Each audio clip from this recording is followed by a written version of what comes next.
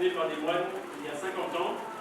Par des moines, le fondateur est un polytechnicien et il rêvait d'inventer un lieu à l'interface avec le monde de l'entreprise. Depuis quelques années, ici, on a essayé de faire émerger un peu de conscience écologique, c'est un grand mot, mais en tout cas sur le mode de vie. Cette thématique-là, au-delà de nos convictions propres, on peut avoir des convictions partagées sur les urgences à agir, sur les évolutions qui sont en train de se passer dans la société et sur les gens qui individuellement commencent à dire je ne peux peut-être pas sauver la planète, mais moi, à mon niveau, je peux commencer à faire quelque chose.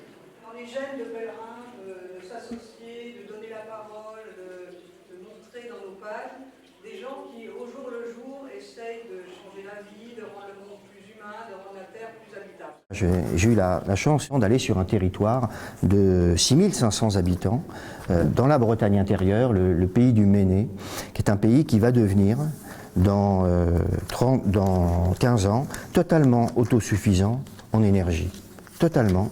C'est-à-dire, il pourra se passer d'énergie issue du nucléaire, de pétrole, de gaz et donc, voilà, je disais, d'électricité. 140 familles ont investi 550 000 € dans un club d'investisseurs, donc une cigale, et ils ont fait alliance avec un partenaire industriel.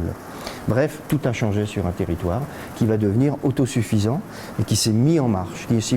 Et des gens disaient, mais m'ont dit, on ne s'apercevait pas qu'il y avait tant de ressources qui nous tendaient les bras et qu'on n'utilisait pas.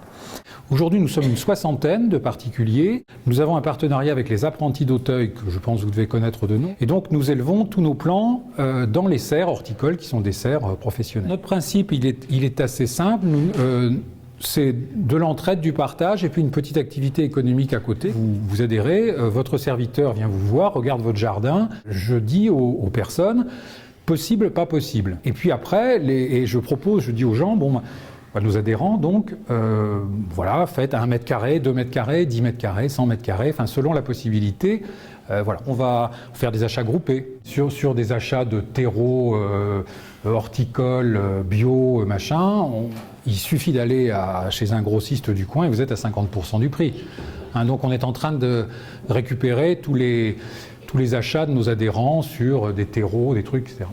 Il y a un petit groupe qui s'est constitué, donc qui s'est rencontré en 2011 et qui a écrit un manifeste des chrétiens indignés. Nous, ce qu'on essaie de développer, c'est à la fois, ce qui est important pour nous, c'est une vie fraternelle, puis on essaye d'organiser dans les paroisses des conférences. Donc on essaie de venir un peu des chrétiens, des non-croyants sur toutes ces thématiques, la foi, l'écologie. Avec la conviction que le cœur même de la foi chrétienne et que la doctrine sociale de l'Église nous ouvre vraiment un chemin vers une société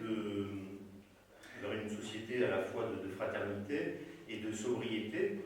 Donc ça c'est le plan général, enfin c'est le plan global, mais que ça engage évidemment nos propres modes de vie.